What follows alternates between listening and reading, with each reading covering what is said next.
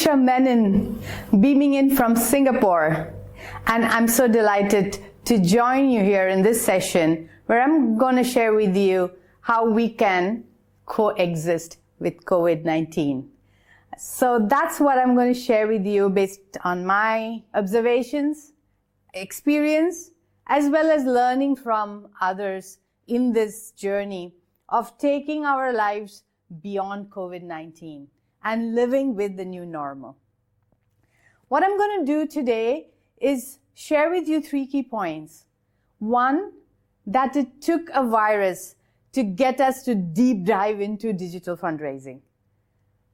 Second, that there are lockdown behaviors that are very relevant when we think of life beyond COVID-19 or coexisting with COVID-19. And thirdly, the capabilities that we as fundraisers for the arts need to know in order to thrive in the new normal.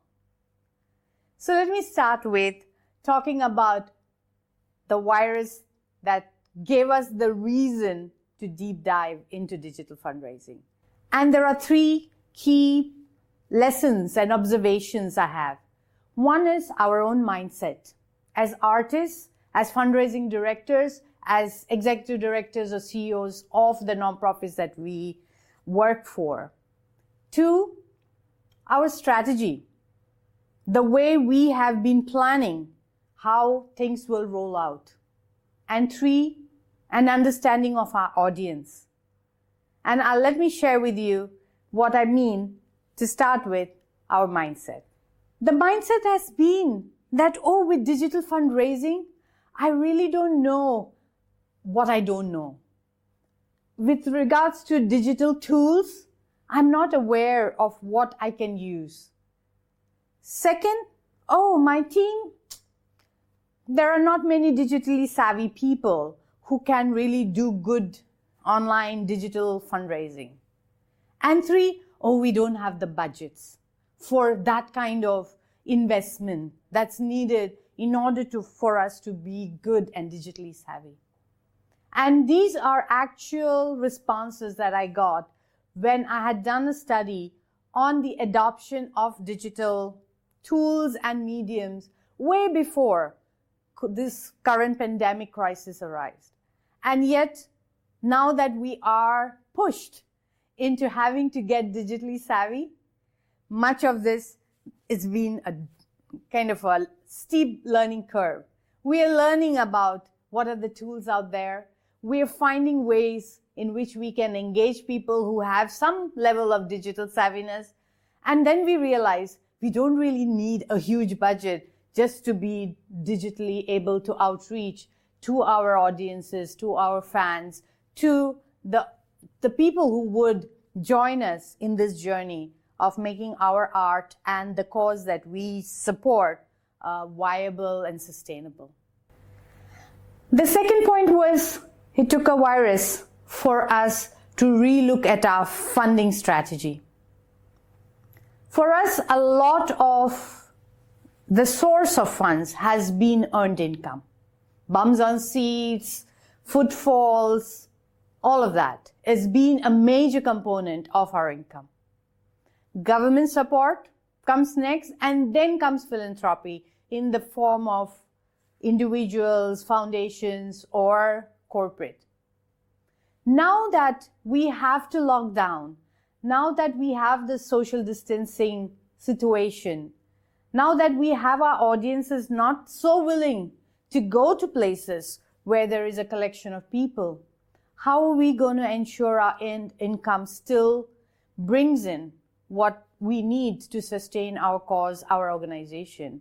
While at the same time, how do we work with the private sector, the individuals and the foundations to increase the component of the pie that previously was not necessarily a huge requirement because earned income was taking care of it?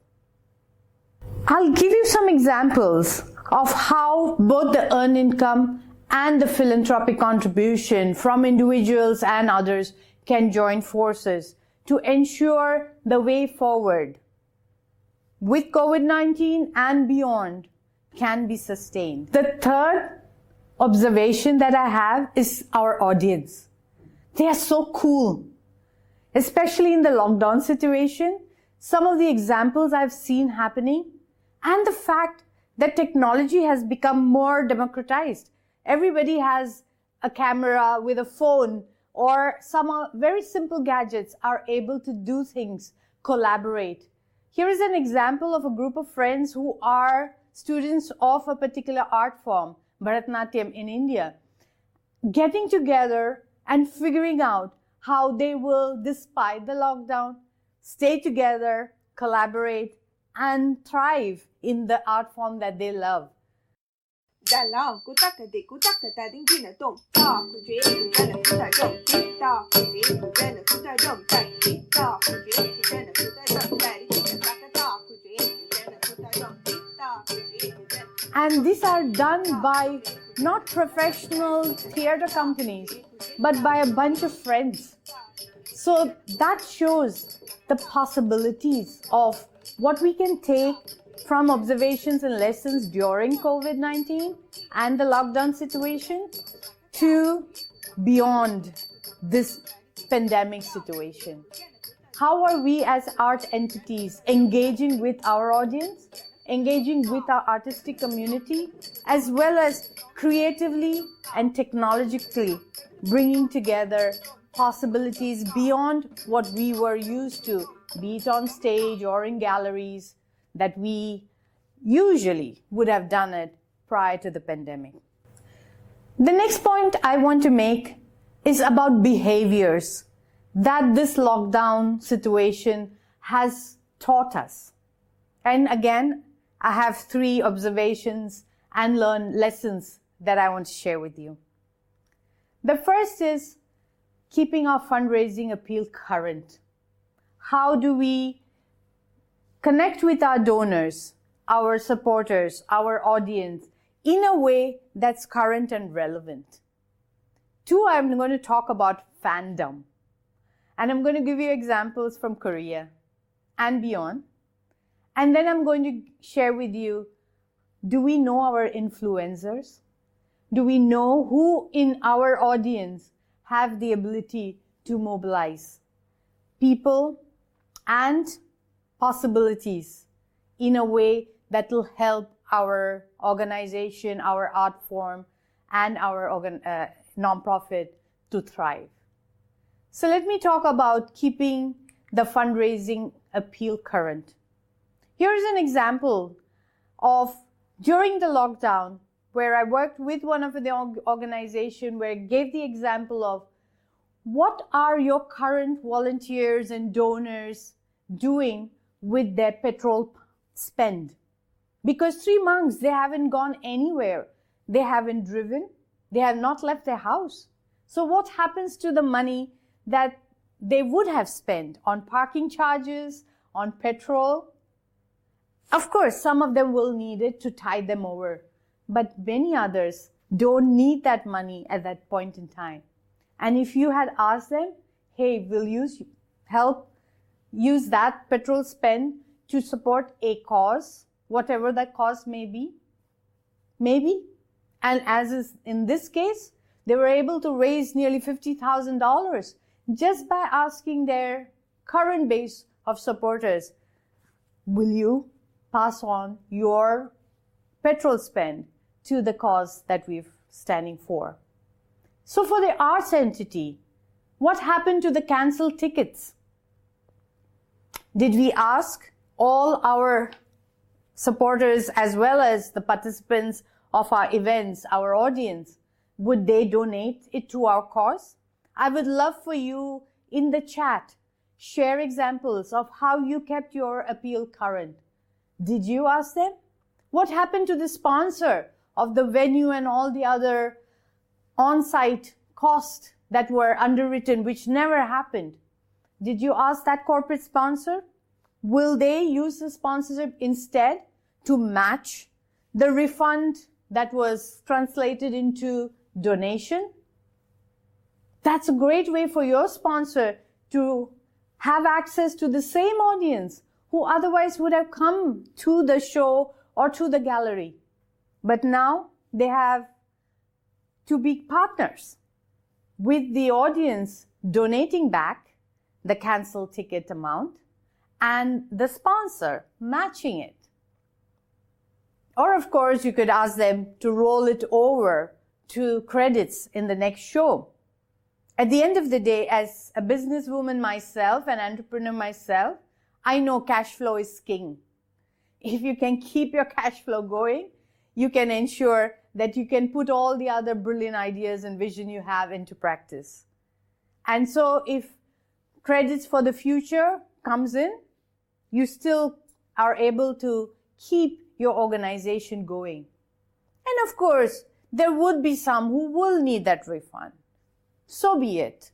But at least now you have some data of who actually journeyed with you when the shows got canceled. And you can build on that relationship. And isn't that what fundraising is about? Relationships. The other point I want to highlight to you was fandom.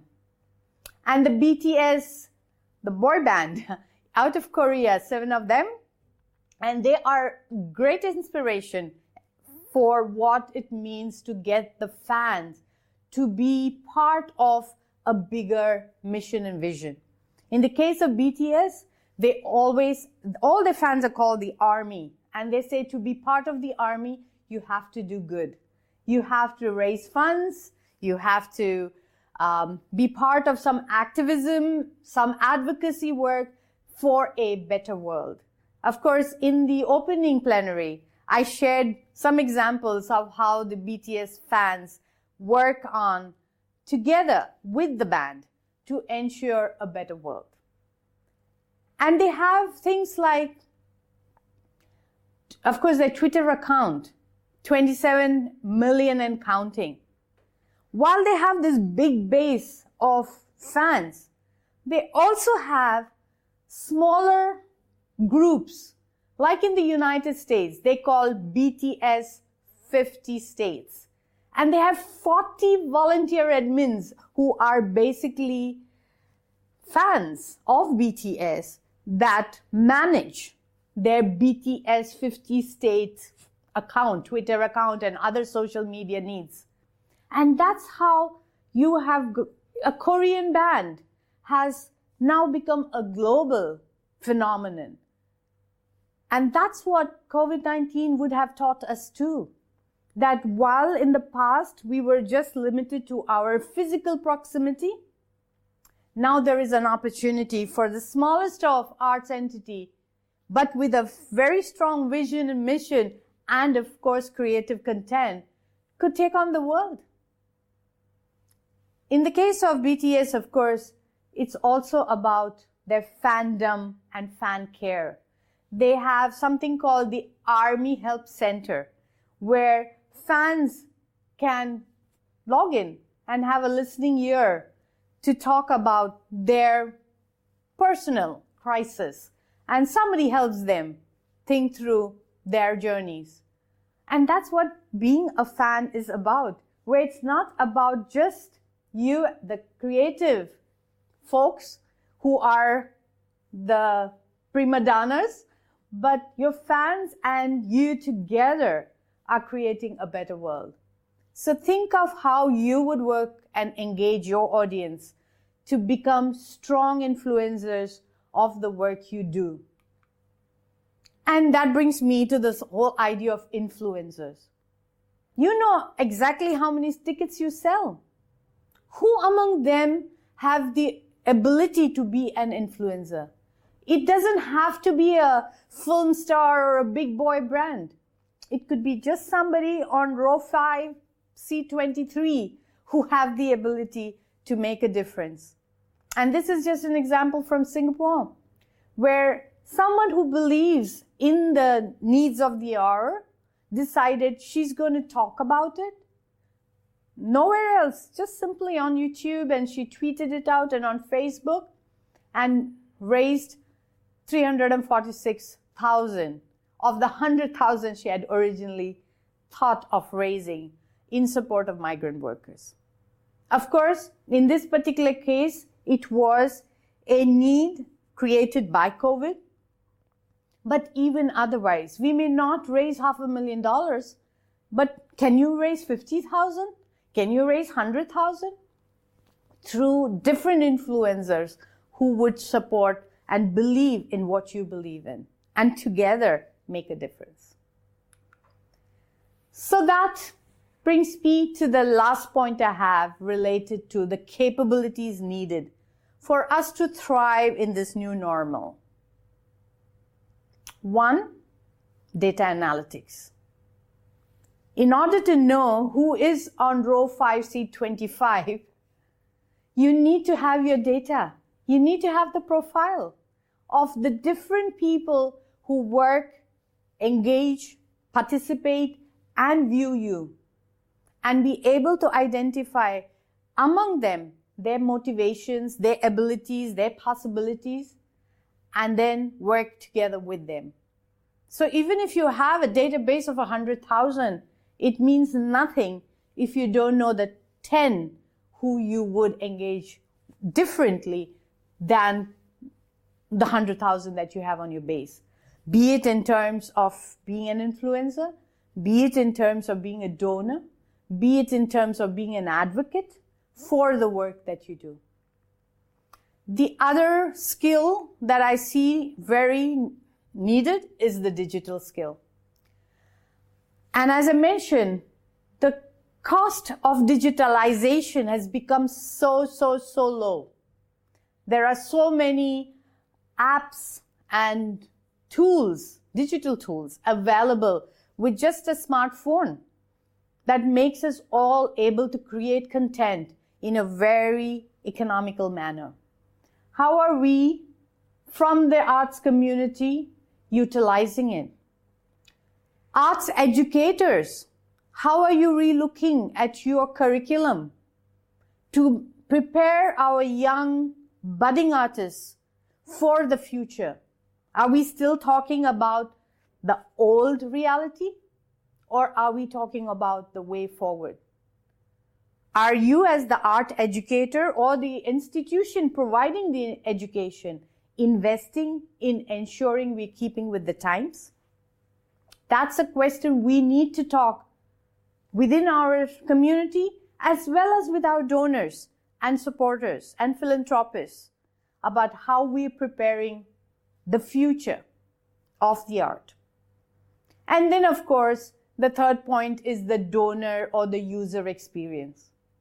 The more it gets digital, it's easy for you to start figuring out how the user experience becomes special, extraordinary, memorable for the users of your content.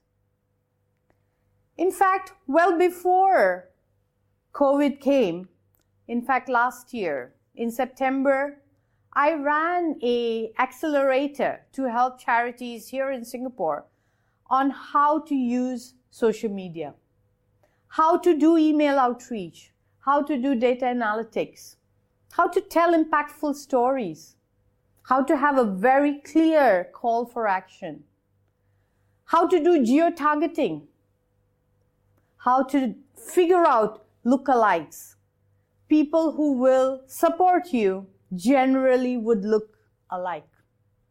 How will you find out from your database of previous audience and otherwise your lookalikes? How will you use Facebook and Twitter and TikTok and any of the other platforms to get your message out to an audience way beyond what you originally would have been possible? How do you create specific goals? How do you look at behavioral impact and segmentation? How do you use matching funds? How do you say thank you in a way that takes your audience on the next phase of the journey? How do you keep up the conversation? There are many ways in which we can do it. And that's something that I think every executive director or CEO of an arts entity or a nonprofit entity, the fundraising director, the board members, the staff in the organization, the artists themselves, all have to be savvy with. And I hope you will share with me your examples of some of these things that I've talked, things that have worked for you, things that you think is a challenge, because I would love to respond as we go along so that I can share some of clarifications if you need, and to learn from you while we co-create the future beyond COVID-19. With that, I thank you for joining me on this session. I hope it has been useful. And if ever you want to stay in touch with me or join some of my courses online, do stay in touch and we can take our journey forward. And I wish you well to coexist with COVID in this new normal. Thank you.